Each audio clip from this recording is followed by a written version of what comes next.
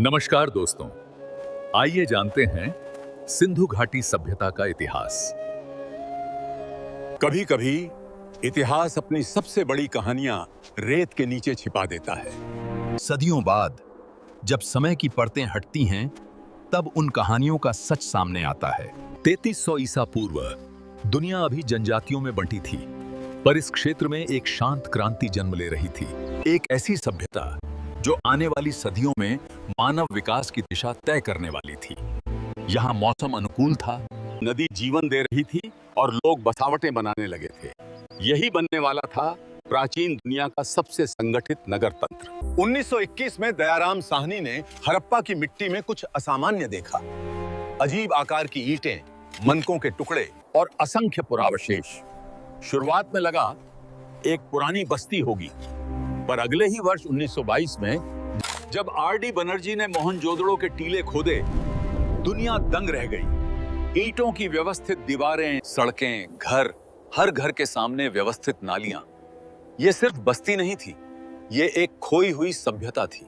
धीरे धीरे समझ आया, हम इतिहास की सबसे उन्नत सभ्यताओं में से एक को देख रहे हैं। एक ऐसी सभ्यता जो मिस्र और मेसोपोटामिया के समानांतर विकसित हुई, लेकिन अपनी पहचान में पूरी तरह अनोखी थी। जब दुनिया में सड़कें अनियमित थीं, सिंधु सभ्यता ने शहरों को ग्रिड सिस्टम पर बसाया था। सीधी सड़कें एक दूसरे को समकोण पर काटती और सोच समझकर बनाए गए शहर के दो भाग, किला भाग यानी सीटाडेल और नीचे का नगर भाग यानी लोअर टाउन। किला भाग, सिटाडेल, शहर का प्रशासनिक केंद्र था। यहीं अनाज भंडार थे, यहीं बड़े सार्वजनिक भवन, यहीं लोग निर्णय लेते, सभाएं होती और शायद धार्मिक अनुष्ठान भी होते थे।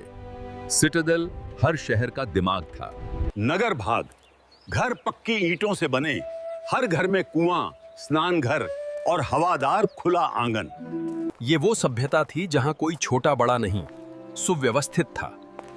लोग साफ सफाई को जीवन का हिस्सा मानते थे और हर घर से जुड़ी उन्नत जल निकासी व्यवस्था मौजूद थी। नालियों पर इंस्पेक्शन पिट्स बने थे सफाई के लिए। आज के कई शहर अभी भी ये व्यवस्था नहीं अपना पाए। मोहनजोदड़ो का ग्रेट बाथ, ये सिर्फ एक स्नानागार नहीं, एक सांस्कृतिक प्रतीक था। इसकी जलरोधी ईंटें, गहराई और संरचना बताती है लोग जल को पवित्र मानते थे। ये दुनिया में अपने समय की एकमात्र संरचना थी। कृषि इनके जीवन का आधार थी। कालीबंगन में हल के निशान बताते हैं, ये लोग दोहरी फसल उगाते थे, गेहूं, जौ, तिल और सबसे अद्भुत कपास। दुनिया में कपास का सबसे पहला उपयोग सिंधु सभ्यता ने ही किया। हड़प्पा की पहचान उसका क्राफ्ट्समैनशिप, मनके, मिट्टी के बर्तन और मोहरें बनती थी। लोथल का डॉकयार्ड विश्व के सबसे पुराने बंदरगाहों में से एक था। यहाँ से जहाज निकलते थे दूर मेसोपोटामिया तक। कला जो समय को भी चुनौती दे, कांस्य की नृत्य करती युवती, प्रीस्ट किंग की मूर्ति। रहस्य आज भी रहस्य है, उनकी लिपि, 400 से अधिक चिन्ह मोहरों पर उकेरे गए संकेत जो आज तक कोई नहीं पढ़ पाया। पर 1900 ईसा पूर्व के बाद ये चमकता संसार फीका पड़ने लगा। नदियां रास्ता बदलने लगीं, बारिशें कम होने लगीं, कृषि कमजोर हुई और लोग शहर छोड़ने लगे। सभ्यता टूटी नहीं, बस बिखर कर गांवों में बदल गई। चलिए अब ये जानते कहां क्या मिला। मोहनजोदड़ो में ग्रेट बाथ और डांसिंग गर्ल, हड़प्पा में अन्न भंडार, लोथल में डॉकयार्ड एंड ट्रेड सिस्टम देख, कालीबंगन में अग्निकुंड और हल की रेखाएं। राखीगढ़ी सभ्यता का सबसे बड़ा स्थल था। बनवाली एक कृषि आधारित बस्ती थी और रोपड़ में कब्रिस्तान और हड्डियों के अवशेष मिले। सिंधु सभ्यता भले ही समाप्त हो गई, पर उसकी आत्मा जिंदा है।